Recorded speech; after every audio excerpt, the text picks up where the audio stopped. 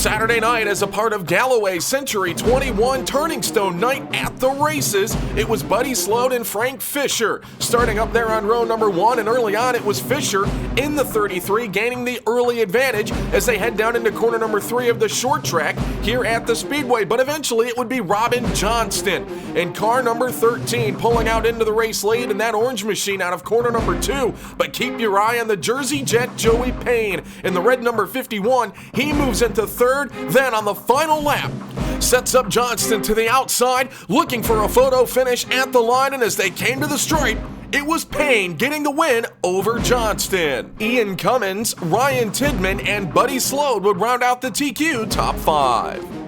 It's tough, I tell you. I raced these guys. I started out in these cars, and the cars have come a long way since I started racing these cars.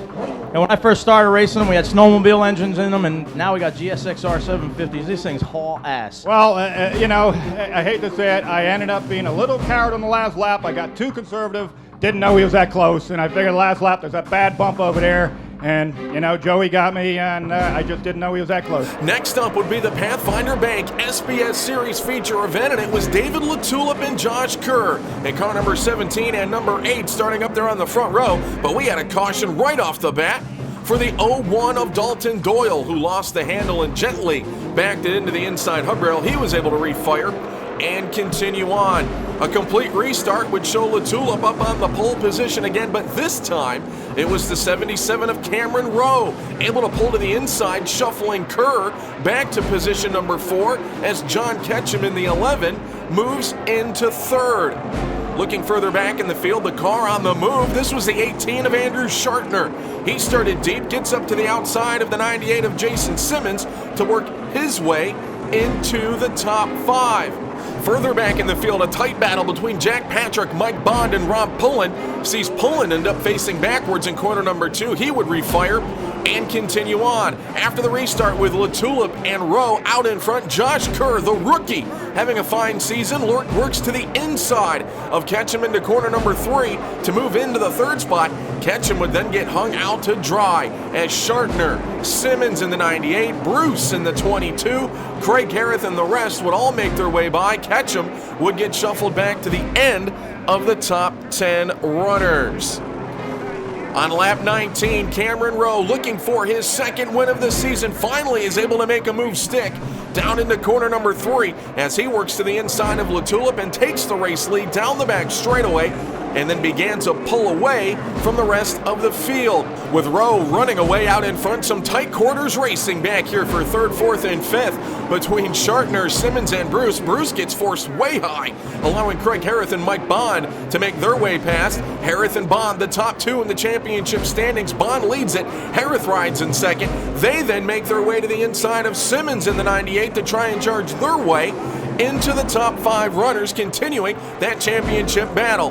Well, Josh Kerr in the number 8 had another tremendous day, running third for the majority of this race, but with just a few laps to go, Schartner gets his way down there. Harrith and Bond make their way by as well. Mike Bruce in the 22 would also slide to the inside of the 8 machine, shuffling Kerr back to the end of the top 10 in position number 9, but another good day for car number 8. But out in front, once again, it was all Cameron Rowe. He was your Tony White Memorial winner back on Memorial Day weekend, and today he is your winner on Galloway Century 21 Turning Stone Resort and Casino Night at the races. LaTulip came home second ahead of Schartner, Harrith, Mike Bond in the 26. Mike Bruce came home with a fine 6th place finish ahead of Simmons, Jack Patrick, Josh Kerr, and John Tesserario, the 2 rookies, finishing 9th and 10th. In this one, as Rowe pulls down in the victory lane, the Chris Nelson Insurance victory lane, behind the wheel of the Ted Neck Racing.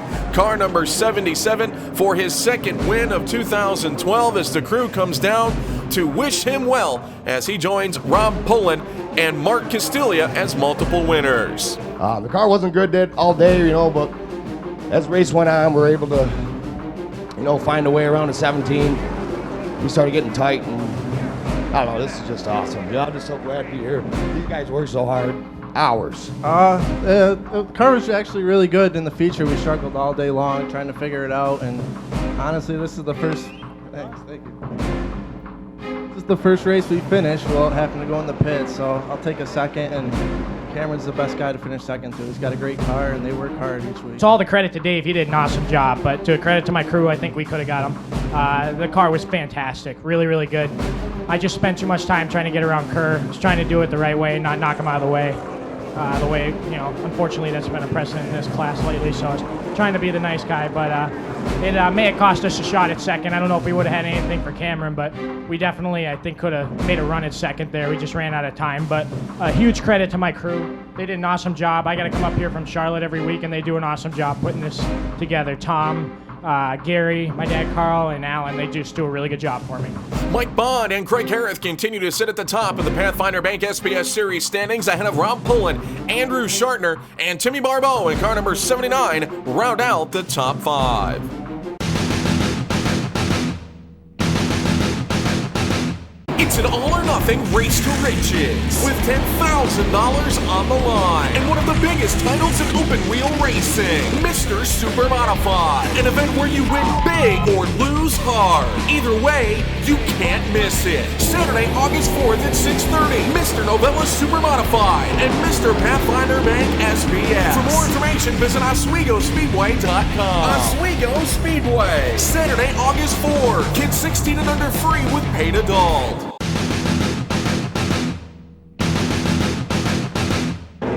Saturday night's Galloway Century 21 Realty Turning Stone Resort and Casino Novella Super Modified main event saw Jerry Curran and Ray Graham in the number 90 bring the 50-lap Super Modified field to the Camps New York Pizzeria green flag, and it was Graham in number 90 jumping out into the early race lead. Remember the last time the non-wing Super Modifieds ran? Graham led 72 of the 75 laps before running out of fuel. He's well out in front in this one. The battles were further back. Look at this three-wide race between Randy Ritzkes, Otto Sitterly, and Dave Gruhl as they split the 7 machine down into quarter number 3. Well, unfortunately, Gruhl's luck would run out there as Michael Muldoon loses it. 3 other cars hit the outside wall, including Tim Devendorf and the 50 of Dave Gruhl.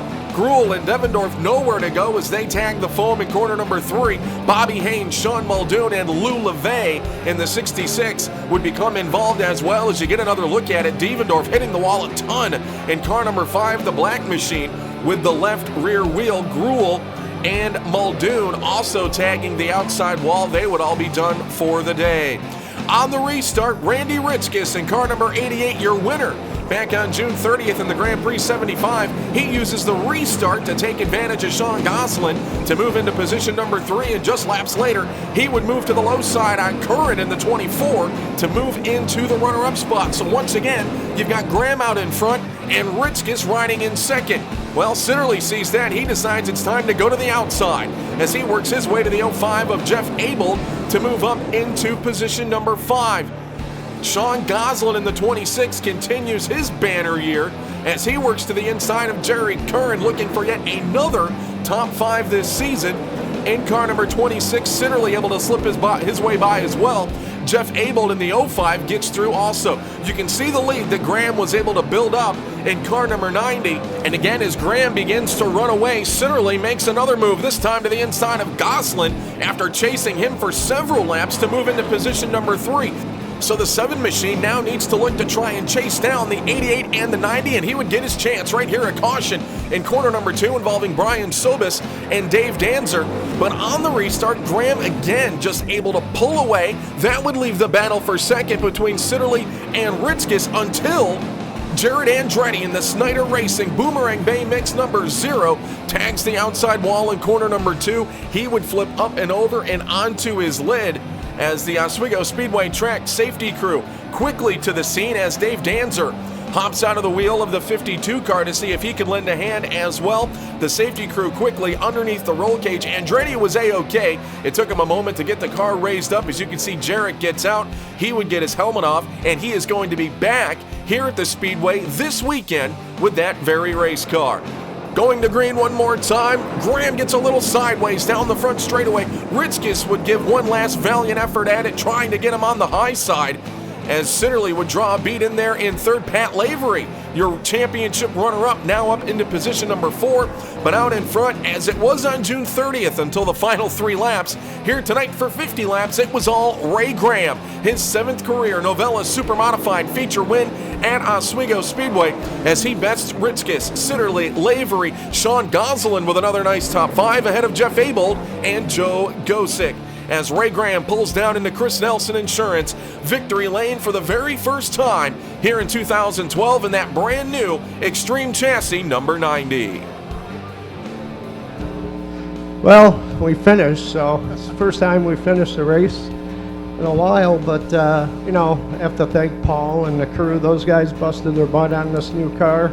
It's been very trying the last month because we've had some driveline issues, but they stuck with it, and we're able to get a finish tonight. Traffic worked out good with coming up through, but I'll tell you, that 90 car is fast. You were sneaking up on them a couple times. What was that about? He was loose, a little bit loose on restarts.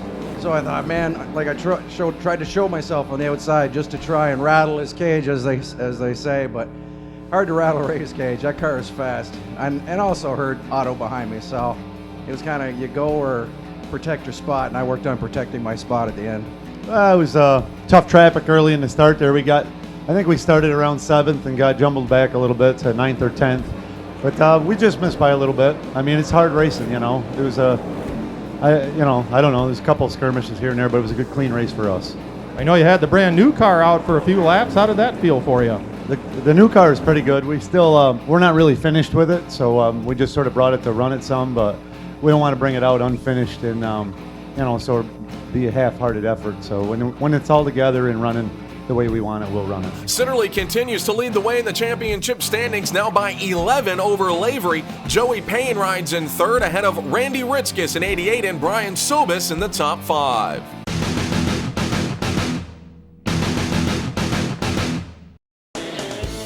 Ready for a night out on the town?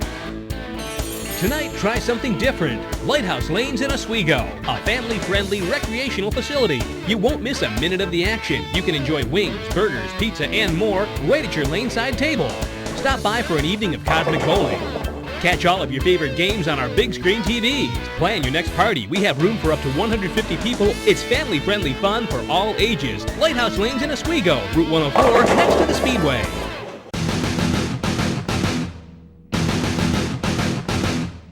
Coming up this weekend, it's the Sunoco 62nd Annual Race of Champions Weekend here at the Speedway.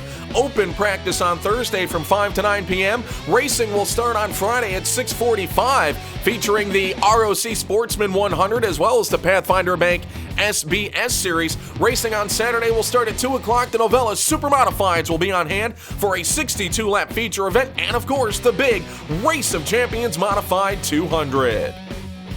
Yeah, of course we have a huge history there at the racetrack and always look forward to coming back to the Steel Palace. It was great to work with the Tereses and they really gave us a great opportunity to come back and have the event in the summer like that.